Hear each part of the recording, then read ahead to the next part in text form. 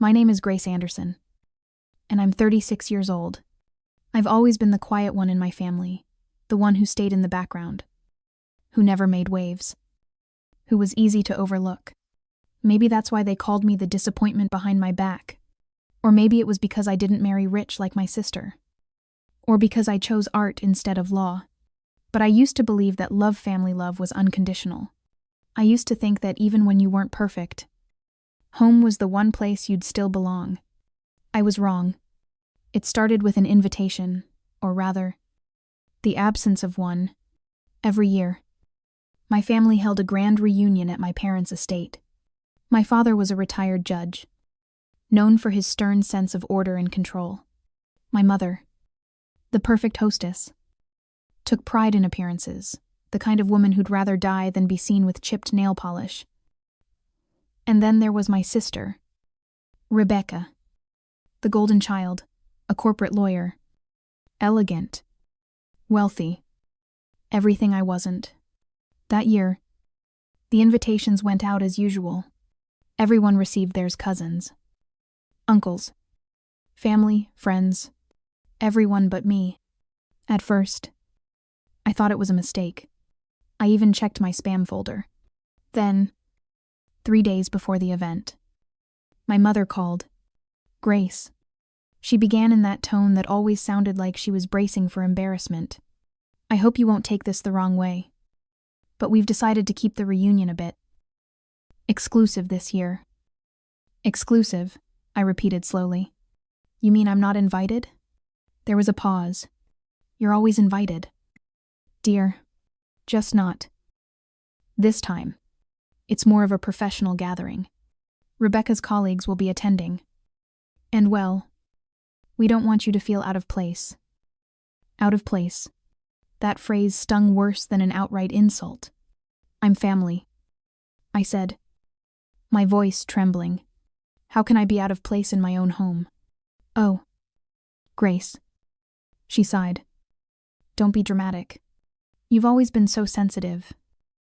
That was how my mother ended every uncomfortable conversation, by making it my fault for feeling it.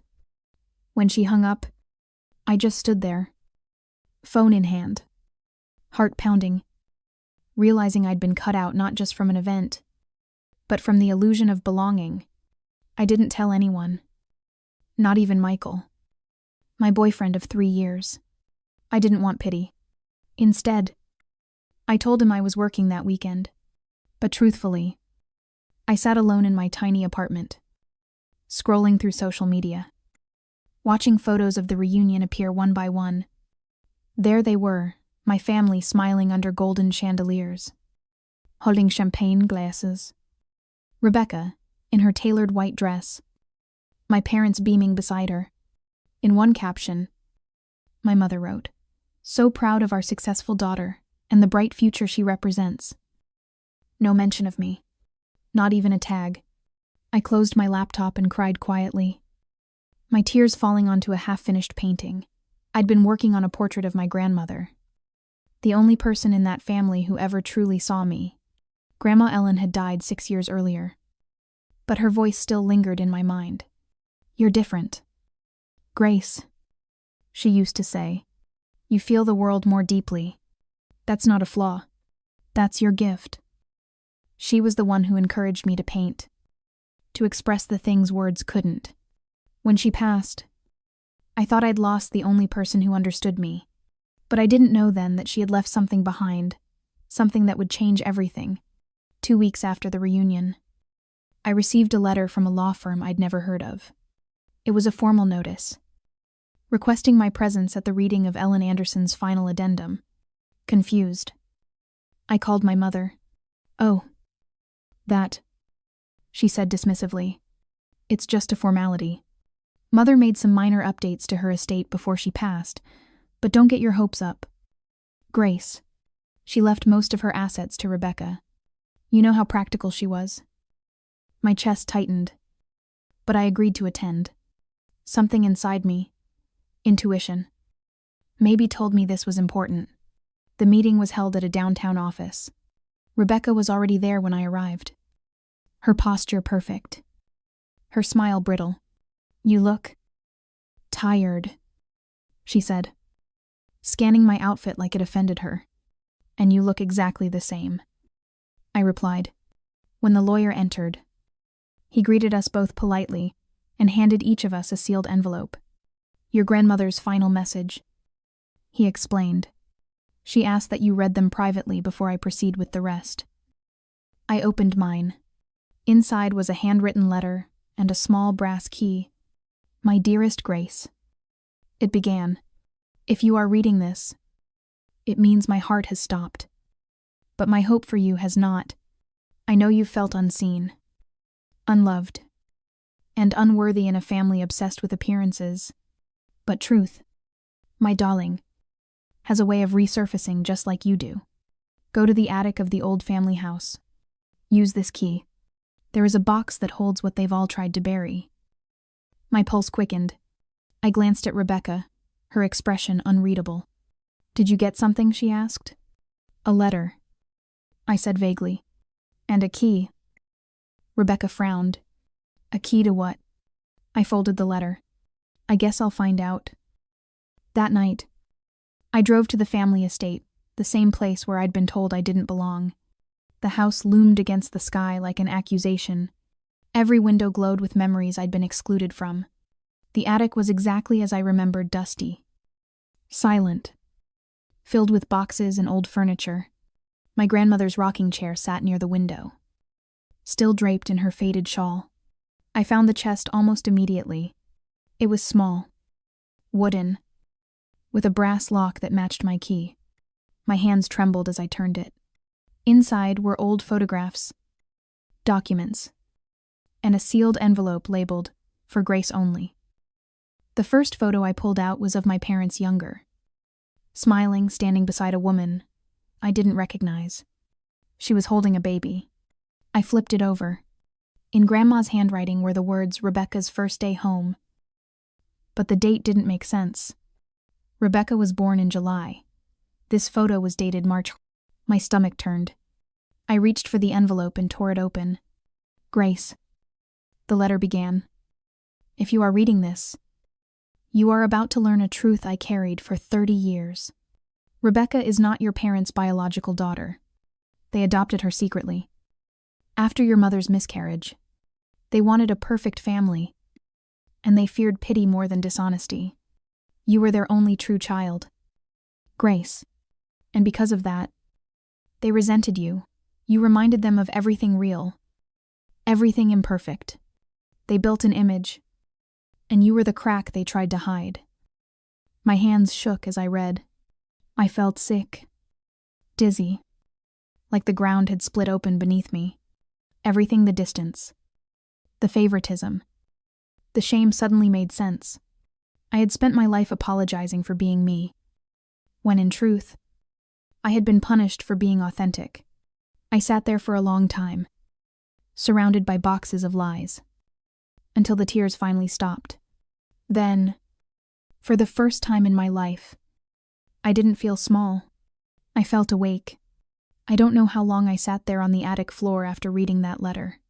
It was as if every breath I took belonged to someone else. The air felt heavier, the shadows darker, the silence deafening. I stared at the photo of my parents and that strange woman again. I kept asking myself the same question over and over. How could two people so obsessed with family values build their entire lives on a lie? The irony was bitter. They had called me the family embarrassment, the failure, the misfit, while they'd been hiding a secret that could shatter their perfect image with a single whisper. I closed the chest carefully, me fingers trembling, and looked out the attic window. The estate's gardens stretched below me, manicured and pristine.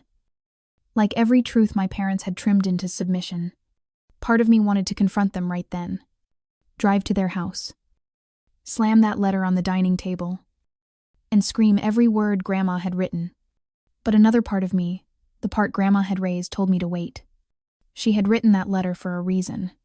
She could have told me years ago. Instead, she left it to be found now. She must have known timing mattered. So I waited. Over the next few days, I carried that secret like a shard of glass lodged under my skin, sharp, invisible. Inescapable.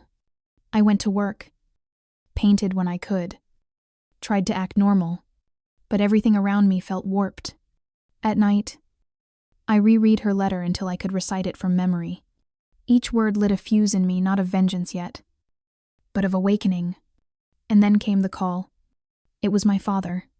"Grace," he said, his voice unusually calm. "Your sister's firm is hosting a charity gala this weekend. She'd like you to attend." I laughed softly. "You mean the same sister who didn't invite me to the reunion?" He ignored the jab. "She insists. Your mother and I agree it's time you make an effort. You've caused enough distance in this family." Caused enough distance. I almost told him the truth right then, how every mile of that distance was paved by their hypocrisy. But something inside me whispered again. "Wait?" So I agreed. "Fine," I said. "I'll come." When I hung up, I looked at my grandmother's letter again. The last line caught my eye. "They will never see you coming. My dear, when the truth surfaces, let it drown their lies gently, not with hate, but with grace." I smiled through tears. "With grace," I whispered. "You always loved wordplay, didn't you, Grandma?" The night of the gala arrived like a storm I'd been preparing for my whole life. It was held at one of those glass and marble hotels downtown Chandeliers. Champagne. Violin music. The kind of place where people wear kindness like perfume, noticeable but never real. When I walked in, heads turned. Not because I was extraordinary, but because I was unexpected. The outcast had arrived. Rebecca was at the center of the room, radiant in a silver gown, laughing among her colleagues. My parents stood nearby, pride practically dripping from their posture. When my mother saw me, her expression faltered for half a second before snapping back into its polished smile. "Grace," she said, air kissing my cheek. "You made it. You look presentable." "Thanks, Mom," I said evenly. "You too. Very lifelike." She blinked, unsure whether it was an insult. My father cleared his throat. "Behave yourself tonight. Rebecca's colleagues are important people. I'll try not to embarrass the family," I said with a small smile. "Wouldn't want to ruin your illusion." He frowned. But before he could reply, someone called his name, and they drifted away. Rebecca approached, clutching a champagne flute. "I have to admit," she said, "I was surprised you came. I'm full of surprises lately." Her smile tightened. "Let's keep it civil." "Okay, tonight's not about us." "Oh, trust me," I said softly. "Tonight's about everything." She rolled her eyes and walked off. The rest of the evening blurred in gold light and polite laughter. I moved through the crowd like a ghost, invisible, yet watching everything. I caught snippets of conversation, people praising Rebecca's drive, her grace under pressure, her perfect upbringing. Perfect upbringing. The words made me want to laugh, or scream, maybe both. When the dinner began, we were seated at the head table.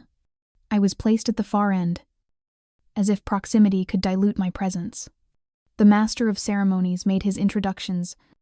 The orchestra swelled, and the lights dimmed to reveal a massive projection screen displaying a video about the Anderson family legacy. I froze. On screen, photos of my parents, my sister, and me as children played in a glossy slideshow. Rebecca's achievements were listed one after another: law school, awards, humanitarian work. And then there was me, a single slide: Grace Anderson, independent artist. No mention of exhibitions. No mention of teaching art to disadvantaged kids. No mention of anything meaningful. Just independent artist, as if it were code for unemployed dreamer. The audience clapped politely. My mother dabbed her eyes with a tissue, as though sentiment could be staged. And that's when I knew this was it. The moment Grandma had meant. The time to let the truth surface. I stood up slowly. The music faded. Heads turned. My mother's smile froze mid-performance. "Grace." My father hissed. "Sight down." I ignored him and stepped toward the stage. The MC, startled, tried to stop me, but I took the microphone.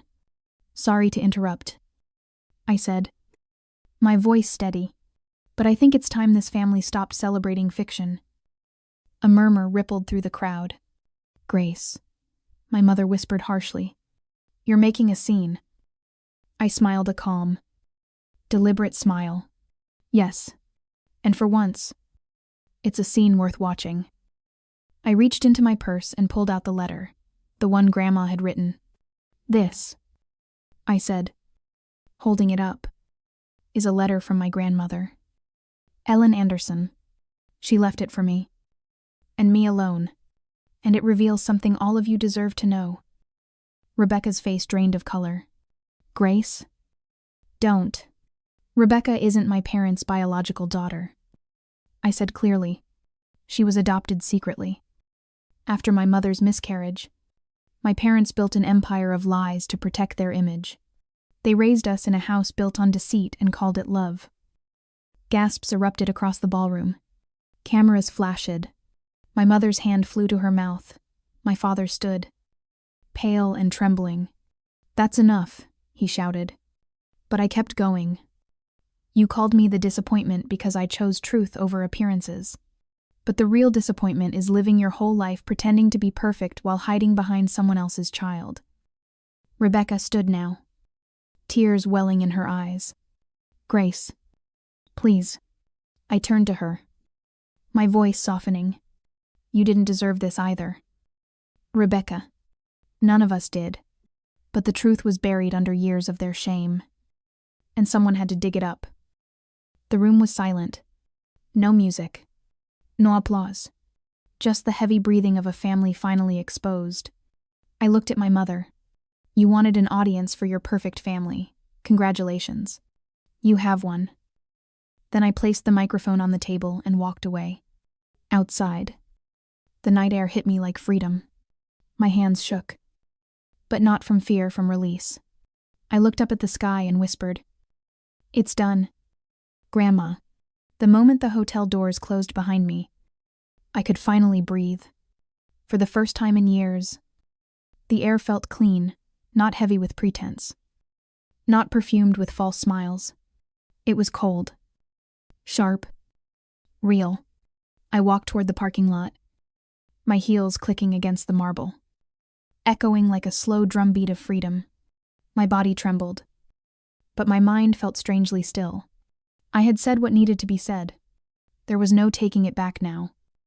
Outside, the night sky was a black velvet curtain, and the city lights shimmered beneath it like tiny, indifferent stars.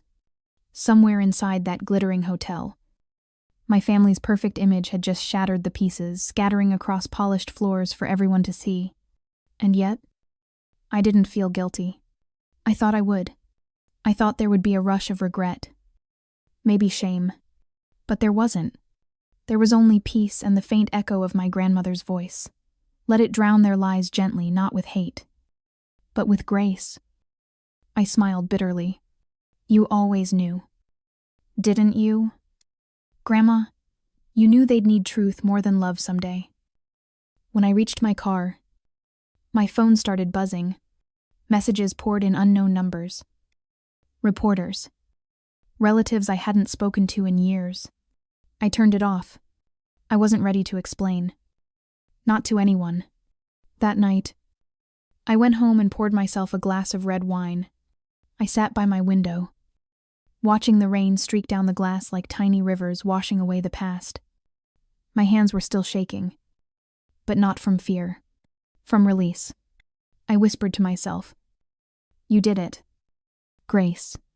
You finally did it." But peace doesn't last long in a family that thrives on control. By morning, the news had exploded. Local outlets ran the headline, "Judge Anderson's Hidden Adoption Scandal, Exposed at Charity Gala." The photo of me holding Grandma's letter was everywhere. Some called me courageous. Others called me vindictive. Everyone called me the woman who destroyed her own family on stage. I avoided the internet for days. I didn't want to read what strangers thought of my pain. Then, on the fourth day, there was a knock on my door. When I opened it, Rebecca stood there. She looked nothing like the woman I'd seen at the gala. No flawless makeup. No silver gown. No mask. Just jeans. A sweater. And eyes swollen from crying. "Can I come in?" she asked quietly. He hesitated, then stepped aside. She sat on the couch, her hands clasped together, trembling slightly. The silence between us was suffocating. Finally, she spoke. "I saw the photo," she said. "The one from the attic." I nodded. "I didn't mean to humiliate you. Rebecca, you were never the target." She laughed bitterly. "Didn't mean to. You announced it to a ballroom full of people." Her words stung, but I held her gaze. "Would you rather keep living in a lie?" She looked away. "I didn't know. Grace, I swear. Mom and Dad never told me. I only found out when I saw Grandma's name on your letter." Her voice cracked. "You think you were the only one hurt by them. Imagine building your entire life around people who loved an image, not you. I spent years trying to be perfect because I thought that's how you earned love in this family." That made me pause.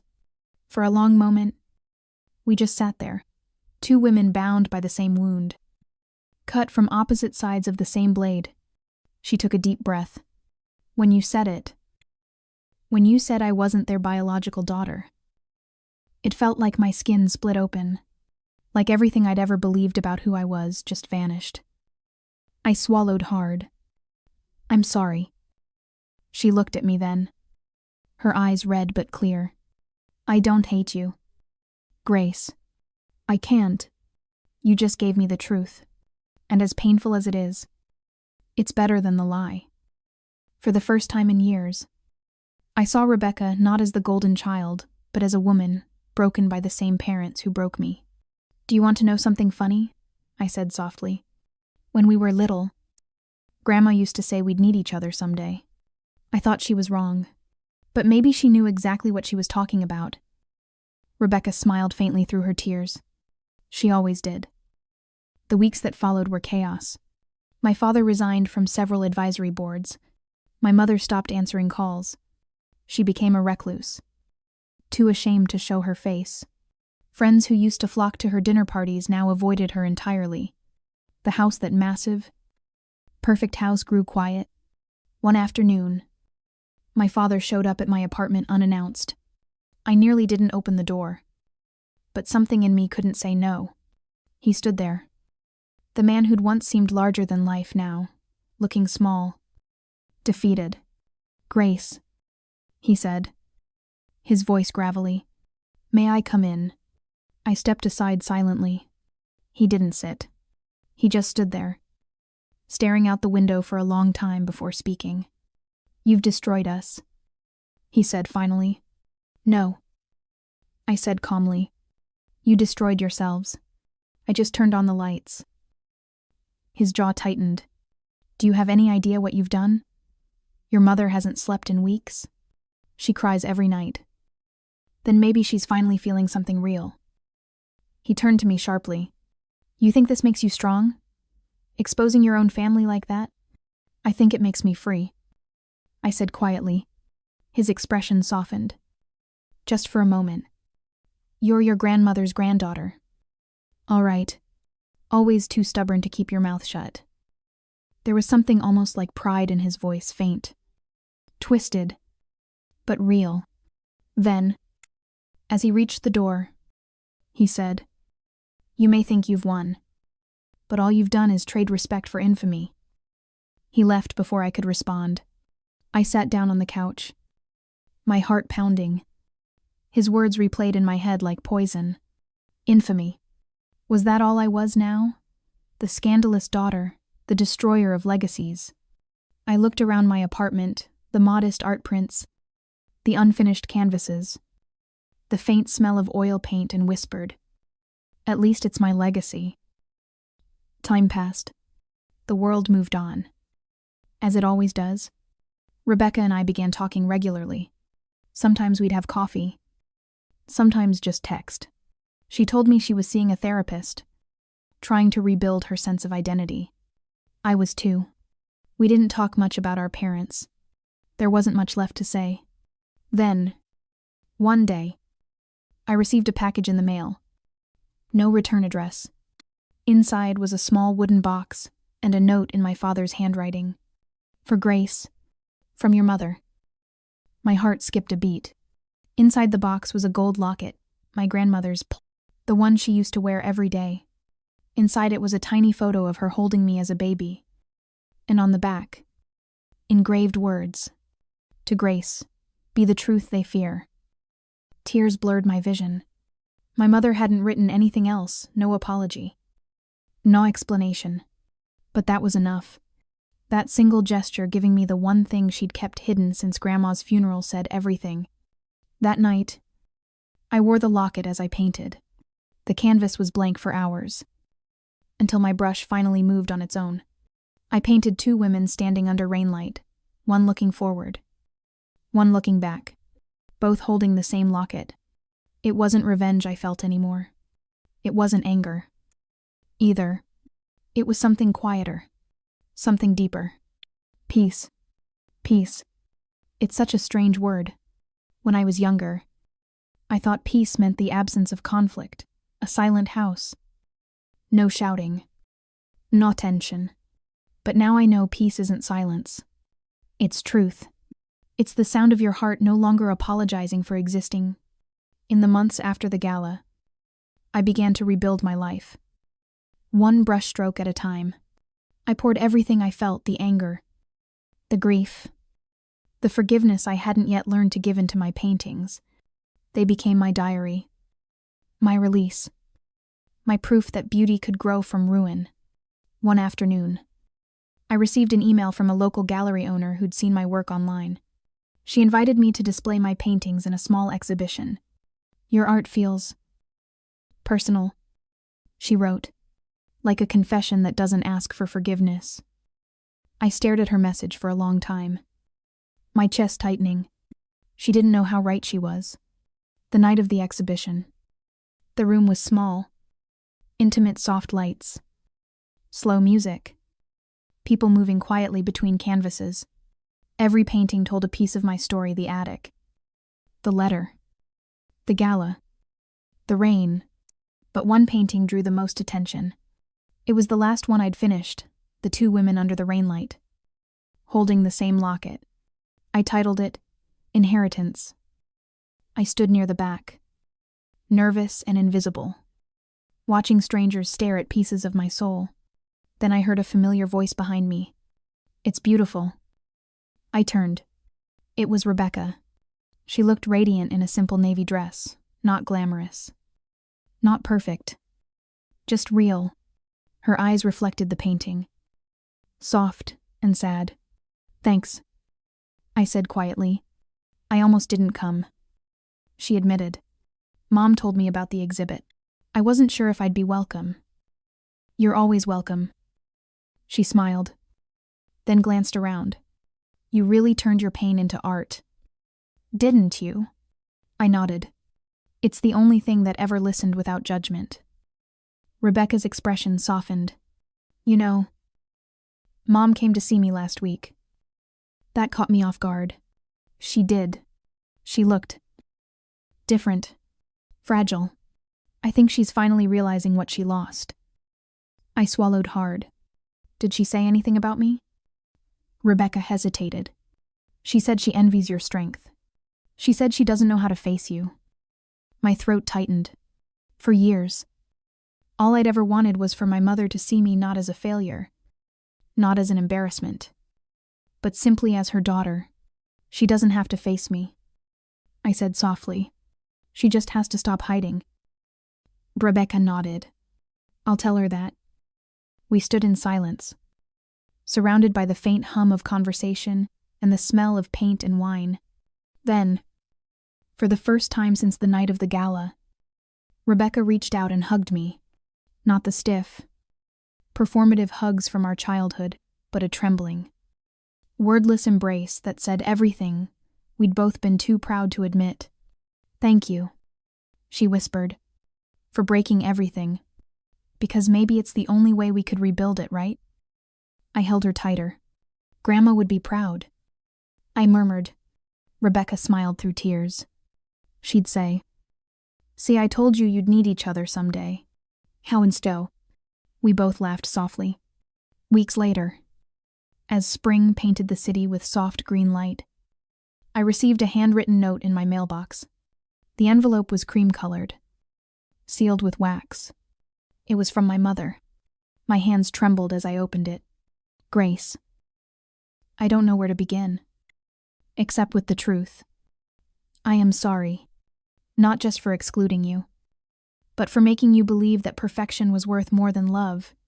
I built my world on lies because I didn't know how to live with imperfection in myself. Or in you. But you were never the disappointment. You were the reminder. You reminded me of everything I tried to forget, that vulnerability isn't weakness. And that truth, no matter how painful, is sacred. Your grandmother saw what I couldn't. She gave you what I denied you, a mirror that reflected your worth, not your flaws. If you can forgive me, I'd like to see you. No audience, no pride, just mother and daughter. Love. Mom." I sat at my kitchen table, reading it over and over until the words blurred through my tears. Forgiveness.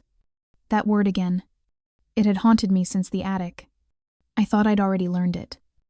But maybe forgiveness wasn't a single moment. Maybe it was something you had to keep choosing. Again and again, until the anger ran out of breath. The following Sunday, I drove to my parents' house, the same house that once felt like a fortress keeping me out. It was quiet when I arrived. The garden, once meticulously trimmed, had grown wild. Roses spilled over the path, beautiful in their disorder. When my mother opened the door, she looked smaller than I remembered. The woman who once commanded every room now stood trembling in her doorway, clutching a handkerchief. "Hi, Mom," I said gently. Her lips quivered. "Grace." I stepped forward. "May I come in?" She nodded silently. The house smelled the same faintly of jasmine and old wood, but the walls felt different. Softer somehow, like time had peeled away their arrogance. We sat in the living room where countless family photos still hung, perfectly arranged. I noticed one missing, the one from the reunion. The one where I'd been cropped out. The empty space where it had hung felt like an apology in itself. "I've been seeing a therapist," she said quietly. "Your sister helped me find one. It's helping." "I'm glad," I said, my voice breaking. She reached for my hand. "I don't expect you to forget, Grace. I just hope you'll let me try to be better." I looked at her, the same woman who'd once cut me out of her world to protect her illusion, now sitting before me, stripped of pretense, asking not for control, but for connection. "I already forgave you," I said softly. "I just needed you to want it." She began to cry quiet, shaking sobs that years of pride had kept buried. I held her hand, and for the first time in my life, I didn't feel like the child seeking approval. I felt like the grown woman offering mercy. Outside, the wind rustled the overgrown roses, scattering petals across the lawn like fragments of something beautiful breaking open. And I realized then forgiveness doesn't erase pain. It just stops it from owning you. A few months later, Rebecca and I organized a small gathering, not a gala, not a reunion, just dinner. My mother came. My father didn't. He sent flowers instead.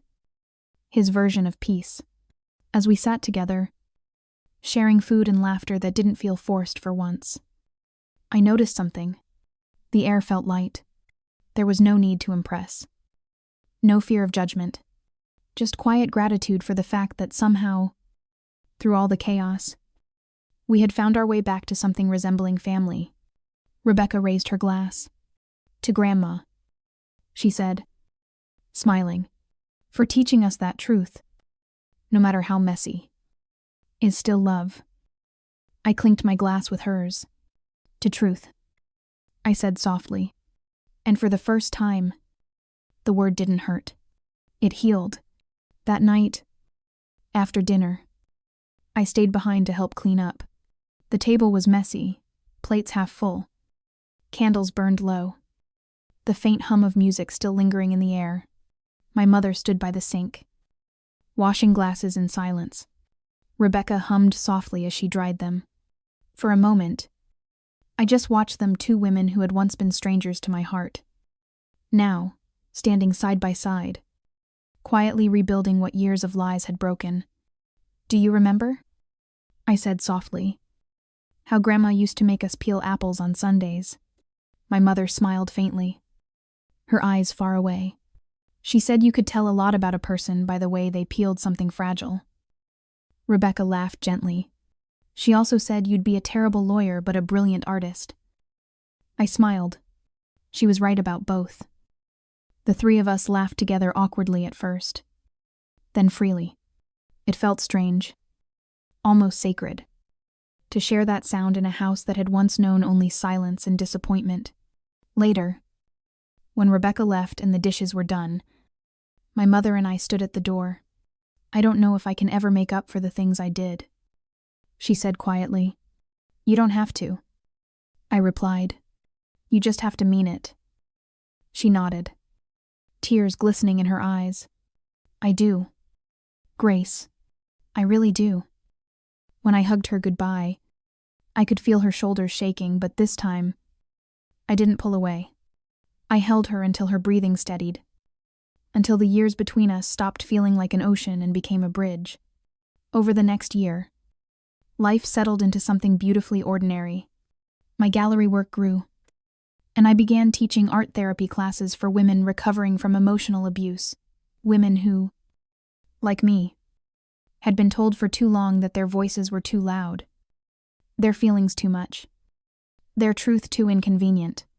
I called the program the House of Imperfections. Every class began the same way. I'd ask them to paint the thing they were most ashamed of, not to hide it, but to transform it. The results were stunning. Tears and laughter mixed in the same colors. Pain turned into poetry. One woman, a mother of 3, painted a cracked mirror with flowers growing from the edges. She told me, "You can still bloom, even when you're broken." I wrote that on the whiteboard the next day and never erased it again. That summer, the gallery offered me a solo exhibition, Legacy in Color. They wanted me to feature my newest collection paintings inspired by forgiveness, rebirth, and truth. I almost said no. The idea of baring my soul again scared me. But then I remembered Grandma's words, "Be the truth they fear." The night of the opening, the crowd was larger than I expected. Familiar faces appeared, friends, strangers, even a few critics. But one face stood out among them all. My father. He stood near the back, his posture unsure, holding a small bouquet of white lilies, Grandma's favorite. I hadn't seen him since the day he told me I'd destroyed the family. When the speeches ended and the applause faded, he approached me. "You did well," he said quietly. "Your work, it's powerful." "Thank you," I replied. Keeping my voice even, he shifted uncomfortably, glancing around at the paintings. "Your mother made me come. She said it's time I stop hiding behind excuses." I smiled faintly. "She's right." He nodded slowly. "I still don't agree with how you did it, Grace. But I see now why you had to. Sometimes the truth needs a little destruction before it can rebuild." I looked at him, then really looked. The arrogance was gone. The pride had melted into something resembling humility. "Dad," I said softly, "I never wanted to destroy you. I just wanted you to see me." He swallowed hard. "I see you now." He handed me the lilies. "For your grandmother," he said. "And for you, the women who taught me that strength isn't silence." He turned to leave. But before he reached the door, He looked back and said, "I'm proud of you." I didn't cry until after he left. When I finally did, it wasn't sadness. It was release. Like every scar on my heart had exhaled at once. Later that night, after everyone was gone, I stood alone in the gallery. The room was quiet except for the hum of the lights and the faint echo of footsteps from the street outside. I walked to the centerpiece of the exhibition, a massive canvas I had painted last. It showed 3 figures, a young woman, her mother, and her sister, standing beneath a stormy sky. The storm didn't look threatening, though it looked cleansing, like the kind that leaves everything shining afterward. At their feet bloomed wild roses tangled. Imperfect. Beautiful. I titled it, "The Family Disappointment," because that's what I had been the one they whispered about. Pitied. Dismissed. But now I realized something profound. Being the disappointment had set me free. I didn't have to live up to anyone's idea of who I should be. I could simply be. As I looked at the painting, I whispered to myself, "This is who I am. Not the failure. Not the forgotten. Not the problem child. Just Grace, the woman who told the truth, even when it broke her world apart, and found peace in the ruins." Months later, my art program was featured in a local magazine. They asked me during the interview, "What advice would you give to people who feel like they've been cast out by their own family?" I thought about that for a long moment before answering. I'd tell them this. I said, "Sometimes the place that rejects you isn't your prison, it's your push. The people who break your heart are often the reason you finally learn how to use it. Don't chase approval. Chase truth. And when you find it, build your life around it. Not them." The interviewer nodded, eyes misty. "That's powerful." I smiled. "It's not power. It's survival." A year later, on what would have been Grandma's 90th birthday, Rebecca and I visited her grave together. We brought wild roses, the kind that grow without pruning, free and fearless. As we laid them down, the wind picked up, rustling the leaves like a soft applause. "She'd be proud of you," Rebecca said. I looked at the gravestone, tracing her name with my fingertips. She'd be proud of us. We finally learned what she tried to teach, that truth isn't something to fear. It's the only thing that lasts. We stood there quietly for a while, the sun setting behind us, painting the sky with the same colors I'd used in my canvases: amber, violet, and rose. And for the first time, I felt her presence not as a memory, but as peace. I whispered, "Thank you, Grandma, for giving me the courage to be the disappointment and the strength to turn it into something beautiful." As we walked away, I felt light, not because the past was gone, but because it finally belonged to me. If you've ever been the one your family overlooked, the quiet one, the black sheep, the disappointment, I want you to know something. Your worth isn't defined by their approval. You can rise, rebuild, and write your own ending. Sometimes, the ones who walk away from the table end up building a better one where truth is the centerpiece and love has no conditions. Thank you for listening to my story. If it touched your heart, please like, share, subscribe, and tell me in the comments if you've ever been made to feel like you weren't enough and how you found your way back to yourself. Because maybe, like me, you'll realize that being the disappointment was the greatest blessing you never expected.